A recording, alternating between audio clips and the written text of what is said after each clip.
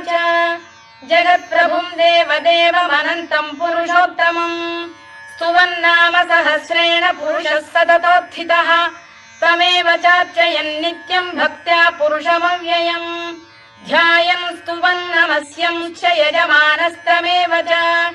अनादिनिधनं विष्णुं सर्वलोकमहेश्वरम् लोकाध्यक्षं स्तुवन् नित्यं सर्वदुःखातिगो भवेत् ब्रह्मण्यं सर्वधर्मज्ञं लोकानां कीर्तिवर्धनम् लोकनाथं महद्भूतं सर्वभूतभवोद्भवम् एष मे सर्वधर्माणां धर्मोऽधिकतमो मतः यद्भक्त्या पुण्डरीकाक्षं स्तवैरच्चेन्नरः सदा परमं यो महत्तेजः परमं यो महत्तपः परमं यो महद्ब्रह्म परमं यः परायणम् पवित्राणां पवित्रं यो मङ्गलानां च मङ्गलम्।